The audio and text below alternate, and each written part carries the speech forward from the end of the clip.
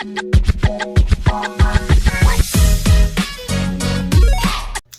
Everyone, welcome back to my YouTube channel. मेरा नाम है अंकिता शर्मा और मैं आ गई हूँ एक और नई वीडियो के साथ। तो आज मैं डिस्कस करने वाली हूँ सलमान खान के ऊपर जो केसेस डले थे, जो 1998 का मैटर है ब्लैक बग हंटिंग वाला और इसके अलावा हिट एंड रन वाला केस था, तो उनका स्टेटस क्या है अभी। क्या वो मैटर ख़त्म हो चुके हैं? क्या अब मतलब कि सलमान खान है वो निर्दोष साबित हो चुके हैं? उसके बारे में थोड़ी सी बात करेंगे। और साथ में आप सबने अभी न्यूज़ ज़रूर सुनी होगी, तभी शायद ये टॉपिक भी बनकर आया है अभी, कि जो बाबा सिद्दीकी सलमान खान के काफ़ी ज़्यादा क्लोज फ्रेंड थे, उनकी गोली मारकर हत्या कर दी है और लॉरेंस बिश्नोई गैंग उन्होंने इसकी जिम्मेदारी ली है।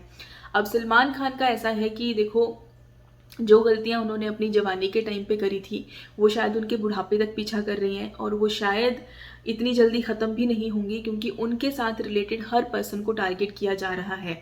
अब मैं ये नहीं कह रही हूँ कि जो लॉरेंस बिश्नोई गैंग है वो बहुत सही काम कर रही है, लेकिन यहाँ पे बात आती है कि जब क्वेश्चन उठते हैं कि लॉ एंड ऑर्डर कैसे काम कर रहा है ना, हमारी कंट्री में कोई ऐसे सेफ ही नहीं है। तो यहाँ पे बात यार इतनी है कि जो एक साधारण इंसान है, जो सिर्फ अपने काम से मतलब रखता है, जो अपना कमा रहा है, अपना चुपचाप अपने घर पे है ना, अपने लिए अर्न कर रहा है, अपनी फैमिली के लिए अर्न कर रहा है, उसको कोई दिक्कत नहीं है हमारी कंट्री में। हमारी कंट्री का लॉ एंड ऑर्डर कोई इतना ख़राब नहीं है।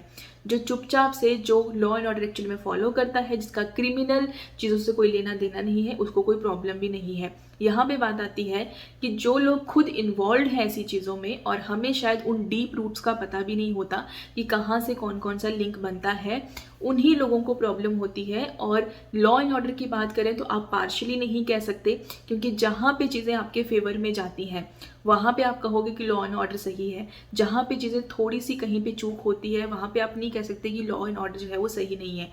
ठीक है, क्योंकि देखो, सलमान खान के ऊपर जो केसेस डले थे, आज तक किसी ने ही नहीं सुना होगा कि सलमान खान इतने साल जो है वो जेल में रहकर आए। ठीक है, तो जब उनके ऊपर जो डले हुए केसेस आज तक उनका कोई फाइनलाइजेशन नहीं हुआ है, तो सलमान खान के फेवर में जो चीज़ें हैं तब भी तो लॉ एंड ऑर्डर जिंदा ही है। तब उनकी चीज़ें उनके फेवर में है तो लॉ एंड ऑर्डर भी सही है, हमारे कोर्ट भी जिंदा है ना, और जो अथॉरिटीज़ है वो काम भी सही से कर रही हैं। लेकिन कहीं पर चूक होती है तो एकदम से ब्लेम कर देना कि लॉ एंड ऑर्डर सही नहीं है, वो सही नहीं होता। और ये सिर्फ हमारी कंट्री की ही बात नहीं है, हर कंट्री में ये चीज़ें होती हैं। और ये सिर्फ उनके लिए डर वाली बात होती है जो खुद इन्वॉल्व होते हैं कहीं ना कहीं ऐसी चीज़ों से। तो बात करते हैं कि सलमान खान के जो मैटर्स थे उनका क्या स्टेटस है। क्या सलमान खान को पूरी तरह से क्लीन चिट मिल चुका है या अभी कुछ रहता है, उसके बारे में बात करें तो सबसे पहला मैटर 1998 में उनके ऊपर जब वो जोधपुर गए थे हम साथ साथ हैं मूवी की शूटिंग के लिए, तब हुआ था। ये ब्लैक बग हंटिंग वाला ही मैटर है और इसमें उनको जो है वो ब्लैक बग हंटिंग मतलब कि इसके साथ साथ कि आर्म्स एक्ट के अंडर भी उनके ऊपर चार्जेस लगे थे, वाइल्ड लाइफ प्रोटेक्शन के अंडर उनके ऊपर चार्जेस लगे थे और ये डिफरेंट केसेस बन गए थे। ऑलमोस्ट 4 केसेस ये बन गए। लेकिन हर मैटर में जहाँ पे भी उनको पनिशमेंट सुनाई गई, जोधपुर कोर्ट से जो उनको पनिशमेंट सुनाई गई, पहले उनको 1 साल की सुनाई गई क्योंकि उन्होंने चिनकारा एंडेंजर्ड स्पीसीज, एक ऐसी प्रजाति है जो लुप्त होने वाली है, उसका शिकार किया था। उसके लिए 1 साल की सजा थी, लेकिन अगेन वो अपील फाइल करते हैं तो उनको जो है वो बेल मिल जाती थी। और वैसे ही उनको आर्म्स एक्ट के अंडर तो एक्विटेड हो गए थे वो, मतलब कि निर्दोष थे, क्योंकि वहाँ पे प्रॉपर एविडेंस नहीं मिले थे, इसलिए उनका उस मैटर से जो है वो एक्विटेड वो हो गए थे। लेकिन अगेन उसके बाद उनको 5 ईयर की इम्प्रिजनमेंट हुई थी, ये जो ब्लैक बग हंटिंग वाला मैटर था इसमें। उसके बाद वो अपील में चले जाते हैं, फिर उनको बेल ग्रांट हो जाती है। तो बोलने का मतलब ये है कि जहाँ पे भी उनको पनिशमेंट सुनाई गई है जिस भी कोर्ट में, वो अभी अपील में गए हैं, उनको बेल भी मिली है। राजस्थान हाई कोर्ट से उनको 2 मैटर्स में वो एक्विटेड भी हो गए हैं, निर्दोष भी साबित हुए हैं। लेकिन अगेन जो राजस्थान गवर्नमेंट है उन्होंने सुप्रीम कोर्ट में भी अपील फाइल कर रखी है, तो मैटर अभी अपील में चल रहे हैं, अभी वो मैटर जो है वो खत्म नहीं हुए हैं। अब बात करते हैं 2002 में जो दूसरा मैटर हुआ था, जो दूसरा केस था सलमान खान के ऊपर, हिट एंड रन का केस, वो भी बहुत ज़्यादा न्यूज़ में रहा है, आप सबको पता होगा। तो सलमान खान ने एक बारी नशे की हालत में 5 लोगों के ऊपर, जो होमलेस लोग होते हैं जो सड़क पे सोए हुए थे, उनके ऊपर गाड़ी चढ़ा दी थी, जिसमें से 4 लोग इंजर्ड थे और एक की जो है वो डेथ हो गई थी। और इस मैटर में वो सब कुछ हुआ है जहाँ पे हम बात करते हैं लॉ एंड ऑर्डर की, जस्टिस सिस्टम की, जहाँ पे एक पर्सन लॉ एंड ऑर्डर को अपने लिए मैनिपुलेट करने की कोशिश करता है या फिर जो लोग उसके फेवर में लड़ रहे होते हैं वो मैनिपुलेट करने की कोशिश करते हैं।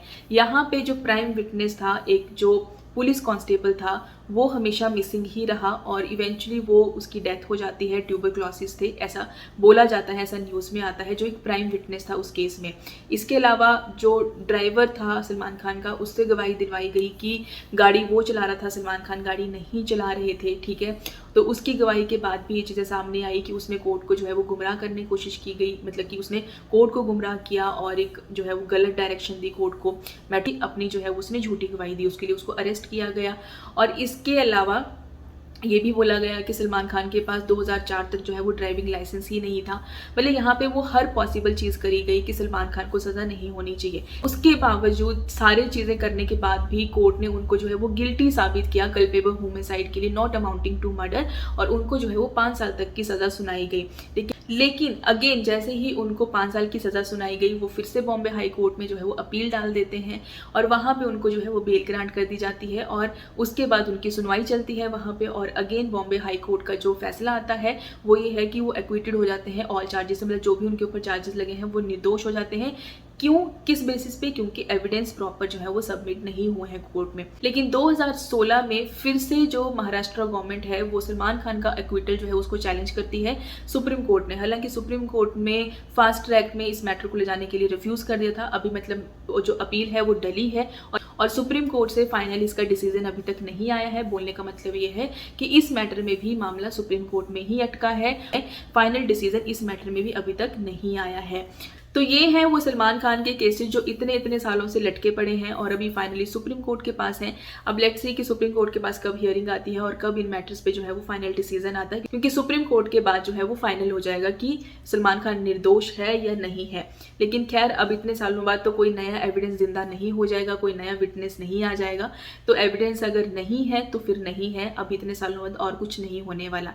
यहाँ पे बात आती है कि लॉ एंड ऑर्डर जब आपके फेवर में काम करे तो लॉ एंड ऑर्डर सही है, जस्टिस सिस्टम हमारी कंट्री का सही है। लेकिन वहीं पे ही कहीं थोड़ी बहुत अगर चूक हो जाती है तो लॉ एंड ऑर्डर के ऊपर जो है वो पूरा ब्लेम डाल दिया जाता है। लेकिन कहीं ना कहीं देखा जाए तो जो आम इंसान है जिसका कोई लेना देना नहीं है इन चीज़ों से, वो तो सेफ है। जब उसकी ऐसी कोई इन्वॉल्वमेंट नहीं है, जब उसने खुद कुछ गलत नहीं किया है तो उसको कोई ऐसा खतरा भी नहीं है। जहाँ पे आप खुद कहीं ना कहीं इन्वॉल्व होते हो वहाँ पे खतरे बढ़ जाते हैं। वही छोटी सी इन्फॉर्मेशन आपके साथ शेयर करनी थी, क्योंकि मुझे भी अंदर से जब ये चीज़ें बहुत ज़्यादा न्यूज़ में चल रही थी तो मुझे भी लगा कि जानना चाहिए कि स्टेटस इसका क्या चल रहा है अभी जो मैटर सलमान खान के साथ हुए थे, और इसीलिए मैंने सोचा कि ये सारी चीज़ें आपके साथ भी शेयर करूं। अगर वीडियो अच्छी लगी है लाइक करना, शेयर करना, कमेंट करके जरूर जाना।